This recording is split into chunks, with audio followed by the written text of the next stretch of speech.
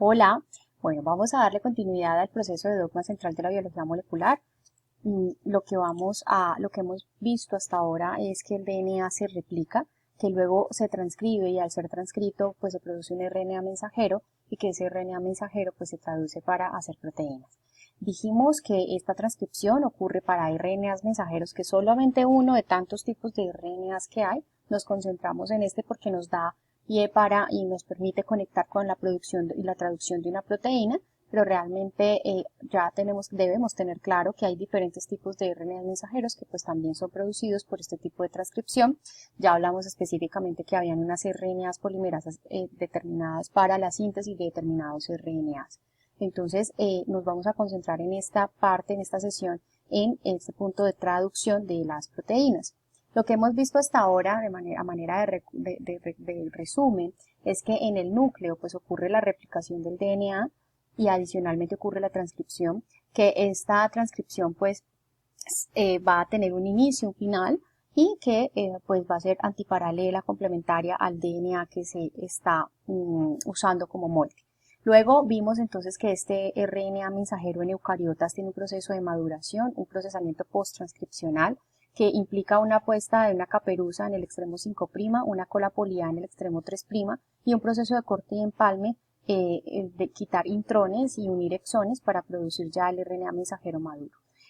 Aquí hay que entender que este RNA mensajero pues debe salir del núcleo hacia el citoplasma para ser procesado en el proceso de traducción, y es importante también tener en cuenta acá que entonces esa caperuza, esa cola poliada y el proceso de corte y empalme es reconocido por las exportinas que van a sacar este mensaje al citoplasma. Si este mensaje no está completo, le falta una cola poliada o le falta la caperuza o hay errores en este proceso de corte y empalme, pues simplemente no sale del núcleo. Entonces es importante tener en cuenta que en eucariotas ese transporte de RNAs mensajeros del núcleo hacia el citoplasma es bastante regulado y es una diferencia muy grande que se tiene con relación a los procariotas.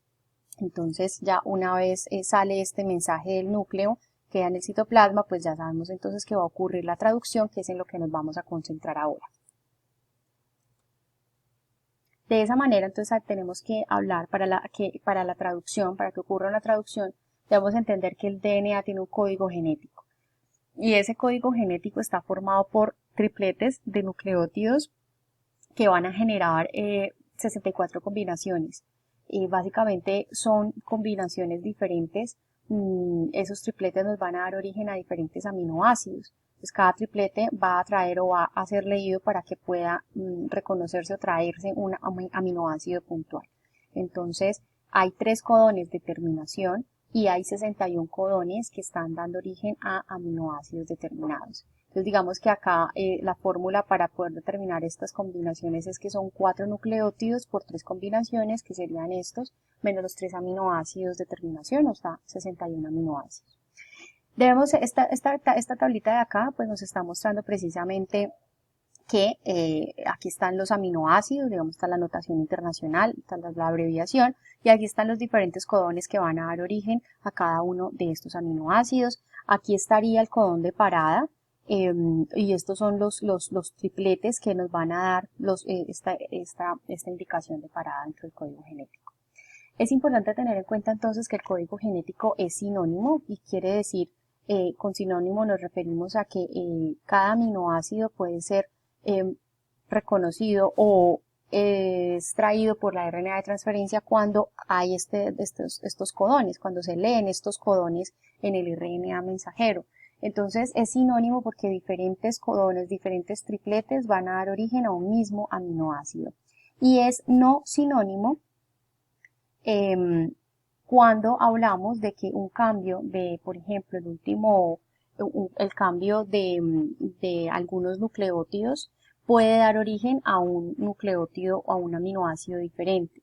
Entonces nosotros podríamos tener el caso de un nucleótido que al cambiar, por ejemplo, en un codón, que al cambiar su último nucleótido, pues nos dé origen a un aminoácido diferente. Entonces, podríamos decir que los aminoácidos son sinónimos cuando tenemos o el codón es sinónimo cuando cualquiera de estos da origen a un aminoácido, y va a ser no sinónimo cuando se cambia uno de estos nucleótidos y da origen a otro aminoácido totalmente diferente con diferentes características también. Entonces, eso es importante tenerlo en cuenta acá, tener en cuenta que el código genético pues es bastante variable, que para poder dar origen o tener un aminoácido o reconocer un aminoácido puntual, pues es necesario eh, reconocer, pues se pueden reconocer varios codones.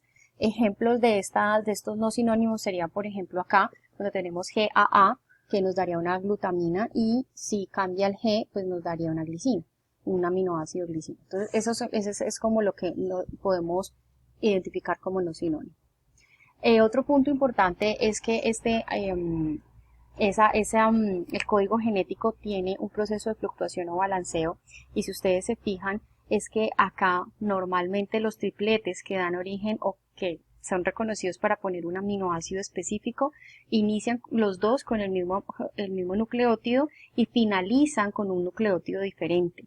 Fíjense que eso es un patrón para la mayoría de los aminoácidos. Aquí tenemos CG, CG, aquí es AG, AG, CG, CG, pero la mayoría de ellos tienen dos nucleótidos y el último es el que puede cambiar.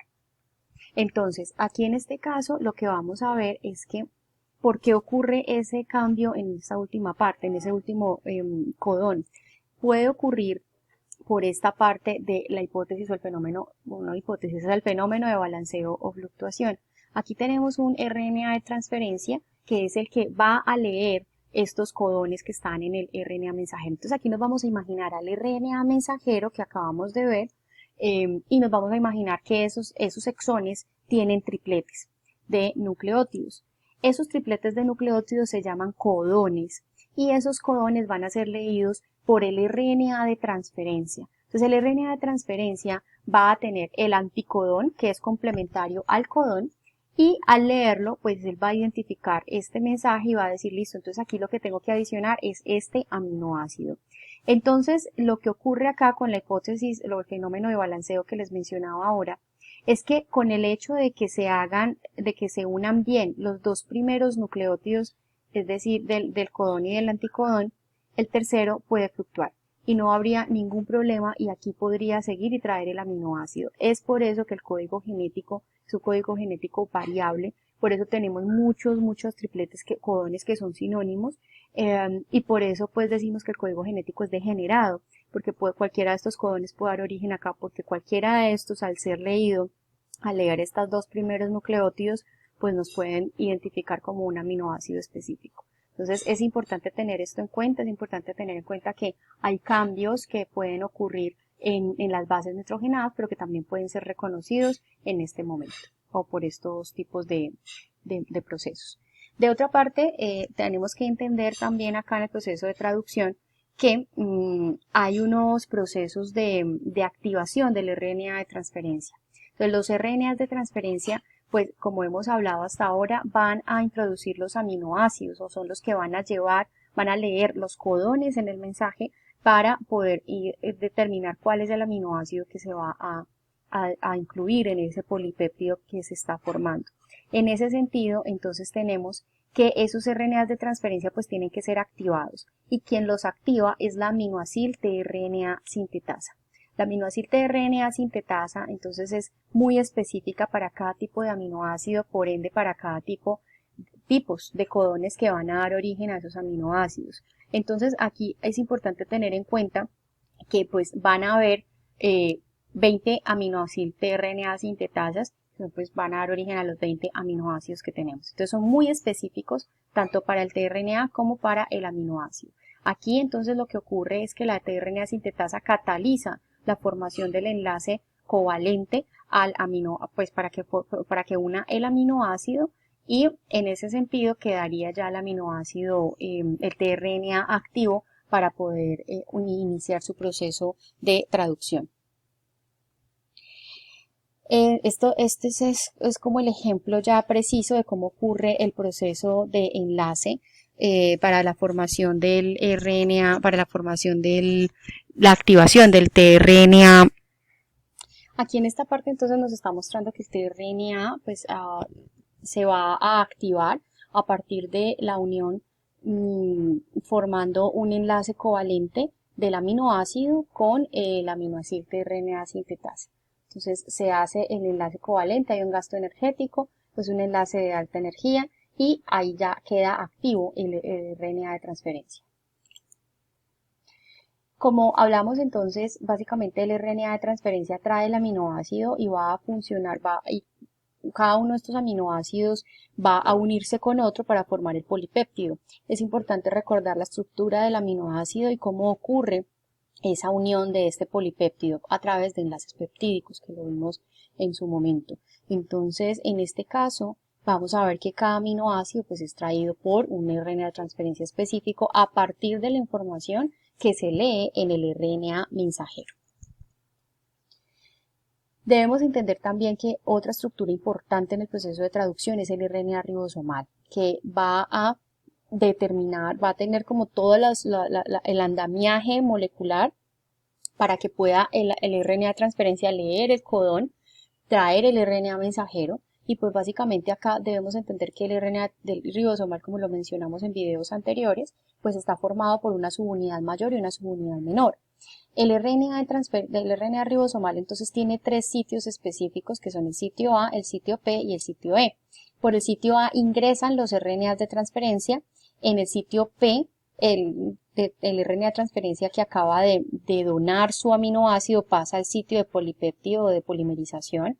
Este es el punto donde ya el aminoácido que acaba de ceder su aminoácido pues queda con toda la cadenita de aminoácidos que se están formando. Y luego, una vez entra otro RNA de transferencia y este libera la cadena de polipéptidos y se la entrega al que acaba de llegar, pues ese RNA de transferencia pasa a el sitio de salida. Lo vamos a ver un poco más en detalle ahora.